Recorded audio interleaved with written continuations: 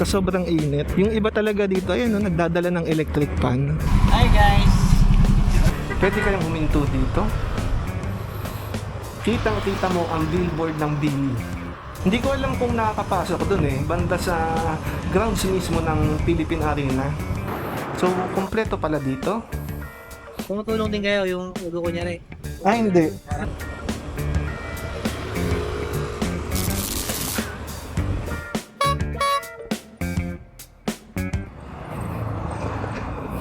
So, yan mga halapips. Pabalik na ako ng Pandi. Kaso, tinawagan ako ng mga kasama ko na mamamasyal daw sila. Tapos, niyayaya ako. Magkikita daw kami sa Bukawi. Hindi ko alam kung saan pero sabi nila sa Bukawi lang daw. Nasan ba tayo? Bukawi na rin naman to. Itong lugar na to Kaya yun, papunta pa lang ako dun. Yun lang. Tala ko pa uwi na ako Pero to, samahan nyo na lang ako. So ito, Biyernes Santo pa din ngayon. So baka may mga madaanan tayong yung mga, ano ba tawag dito? Prosesyon. Baka may mga madaanan tayong mga ganun. Baka magtaka kayo Kala ko pa uwi na talaga ako. Sana sinabi nila kanina pa. Kasi, yun nga, parang hindi na ako lumayo. Malapit na ako sa Pandi Yun, babalik ulit ako ng MacArthur Highway. Ito nga, meron nga. Parang, yung sa prosesyon.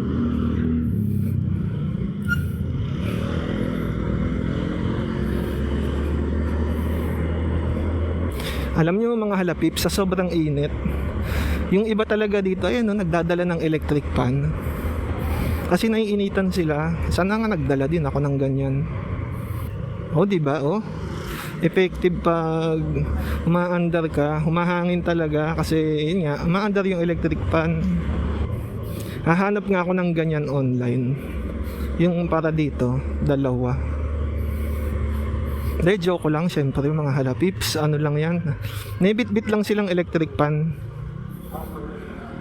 Siguro naglilipat ng bahay pa isa-isang gamit. Unless akyat bahay sila sa ganitong kaliwanag na lugar, magkakasual sila na mag-aakyat bahay.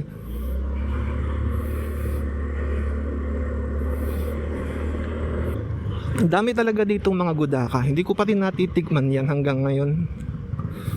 Sana nga matikman ko yan one day. So nandito na tayo sa MacArthur Highway. Alam niyo hanggang ngayon nalilito pa din ako dito sa Bulacan, yung mga daanan dito. Kasi ang dami ng posibleng daanan dito, ang daming combination. Tuwing nag-google map ako, nalilito ako. Ilang beses na akong naligaw dito Kasi nga ang dami ng mga pasikot-sikot mula sa point A to point B, ang daming pwedeng daanan, kaya nakakalito siya.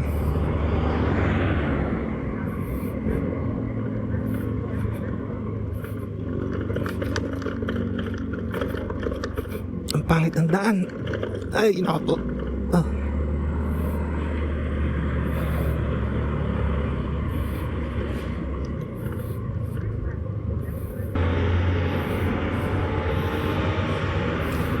Ilang traffic light. Excuse lang po. Excuse po. Ito, dito na.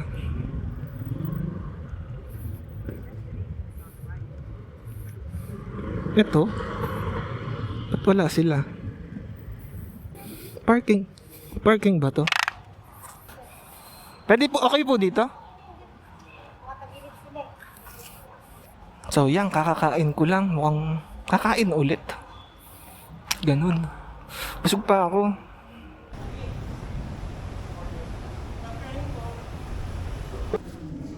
Eto, nandito tayo ngayon sa Caps Tapsi.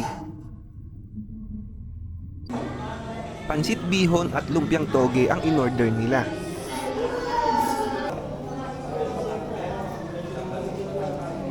Siyempre, ang sarap ng ganitong merienda kahit na busog pa ako.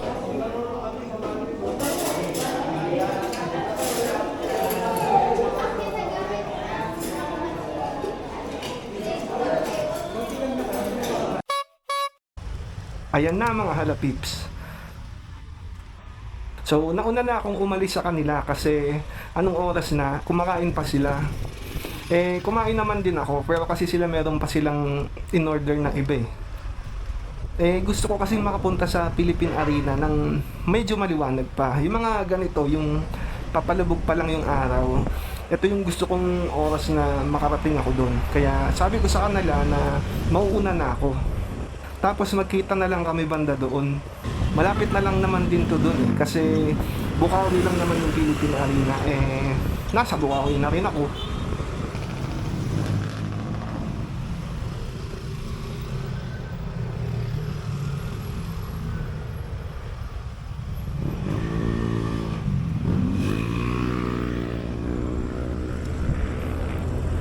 So, yan.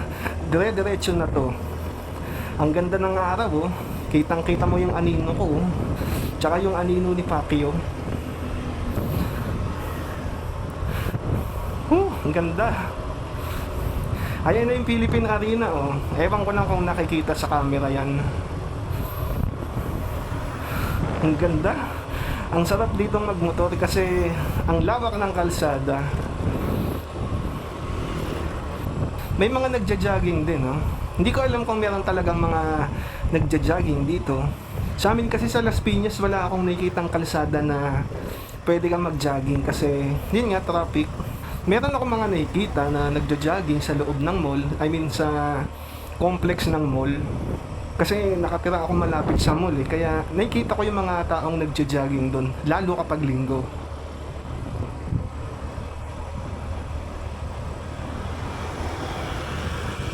Ito pala yung napuntahan namin ng isang taon. Kumain kami dito noon eh. Wala lang, naalala ko lang. Kasi nakita ko yung parang food park. Ang daming mga kainan.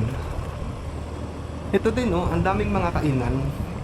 Kaso lang, Biyernes Santo ngayon, kaya sarado sila.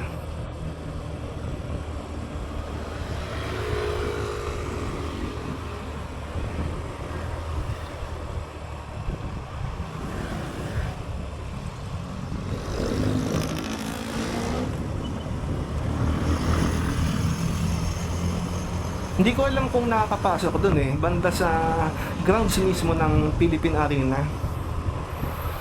Malaman mamaya.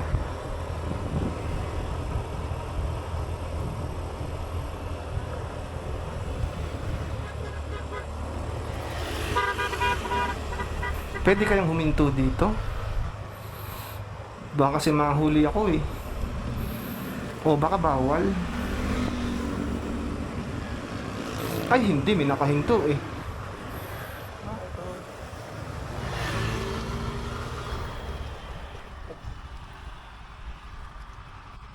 Pwede po bang huminto ba dito? Ano alam, ngayon lang napunta rin eh. Sige po. Lipat tayo sa kabilang side.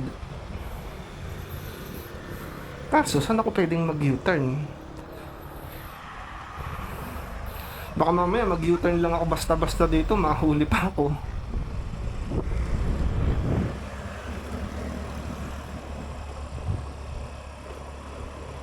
Ito, pwede kayo mag-U-turn dito? Siguro pwede. Wala namang nakalagay na bawal. Gusto ko kasing huminto. Kaso baka bawal eh. Try ko huminto.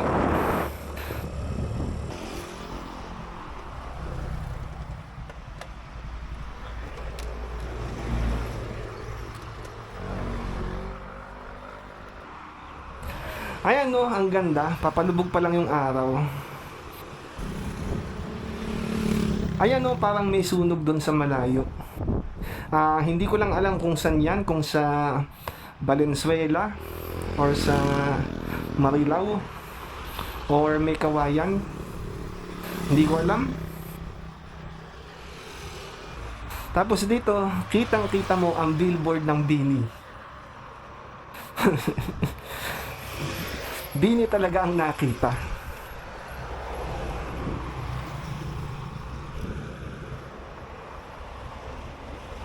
Pero ang gandang tumambay dito, no? Kasi kitang-kita mo yung araw na papalubog.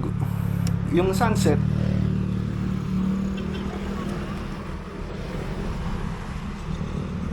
Hindi ko lang alam kung saan dito yung U-turnan, kung saan ako pwedeng mag-U-turn. Kaya doon na lang ako dadaan kahit na medyo malayo-layo. Magaganda naman yung mga nakikita ko. Ayan oh. Ang ganda ng mga taniman, ang ganda ng palayan, ang ganda ng tama ng araw. At ito na sila. So, dito tayo sa rotonda, makakapag-U-turn.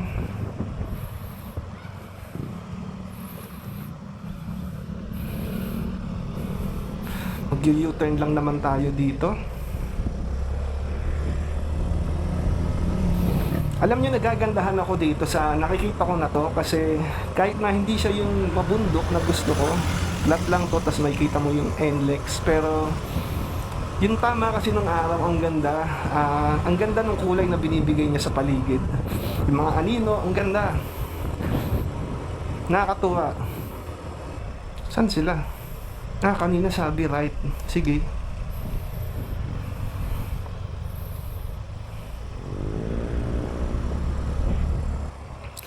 Hindi ko alam kung ano tong dinadaanan ko. Hindi ko rin makita sila. Pero basta wala naman akong nakikitang nakasulat na NLEX, okay lang. Ibig sabihin, hindi pa ako papunta sa highway. Sino ba to? Sila nga.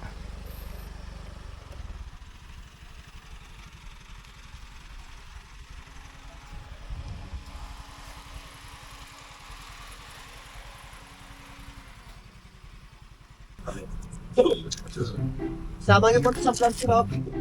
Si Floji. Logi ng arena. Floji na rin ang panat. Thank you, Pat. Okay muna. Ay, you know. Kahit saan yan, dito o Hello, Sir Baby. Paying Sarah.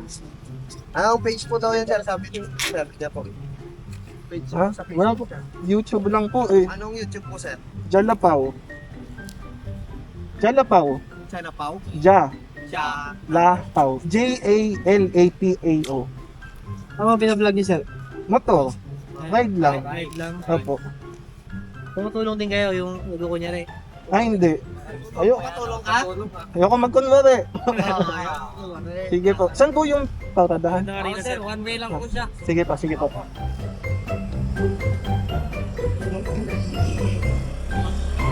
So, andito na tayo sa loob ng Philippine Arena Complex.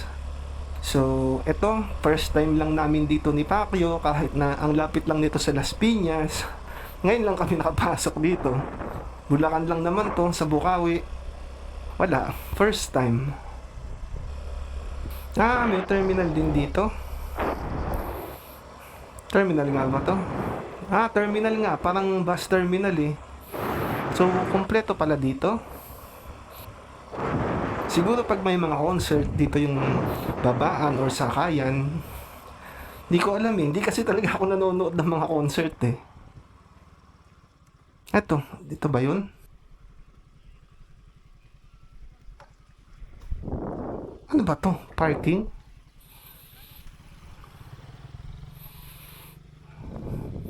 Hindi ko sila makita.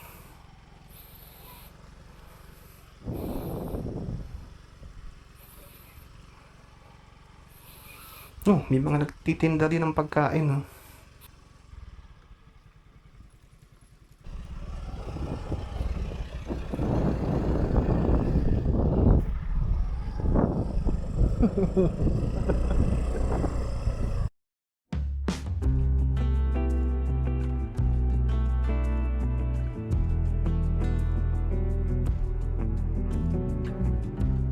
Ang laki pala talaga dito sa Ciudad de Victoria o mas kilala na Philippine Arena Complex.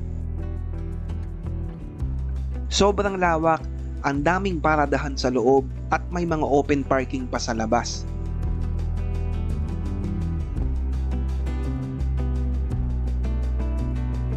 Actually, hindi ko alam na pwedeng mamasyal dito. Merong mga nagbabike, tumatakbo, nagja-jogging. Parang naging park na rin yung paligid ng arena.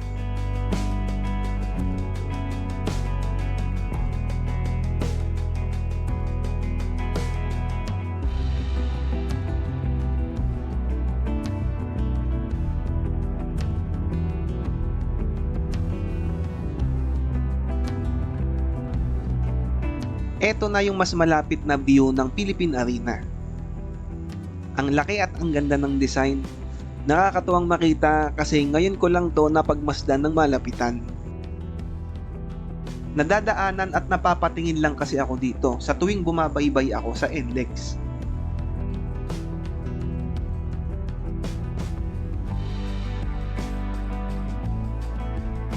Nag-aya yung mga kasama ko na pumunta dito para daw makapagbisikleta yung pamangkin ko. At syempre ako, ginamit ko yung scooter niya. Kahit pang bata ang scooter na to ay kayang-kaya ako nito. Yung atmosphere dito, sobrang chill. Presko ang hangin, tahimik, at mukhang masarap maglakad-lakad o maupo sa mga gilid-gilid.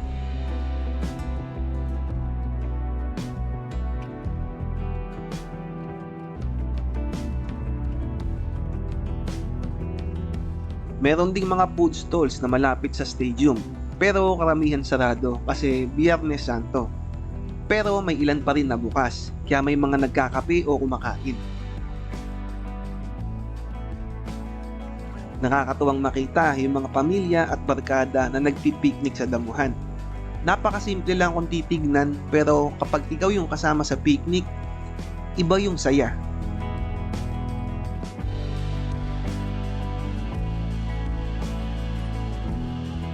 Hindi ko inakala na ganito pala dito sa Philippine Arena. Akala ko noon puro lang concerts, sport events, at mga live shows lang ang makikita dito. Pero pwede rin pala dito ang mga recreational at leisure activities tulad ng paglalakad, pagbibisikleta, jogging, running, pati picnic at kwentuhan kasama ang pamilya o barkada. Mga simpleng bagay lang naman na ang hirap gawin sa Maynila nang hindi ka napapagastos. Minsan okay rin pala ang mga biglaang lakad kasi may mga ganitong lugar na hindi mo ine-expect pero ang ganda pala.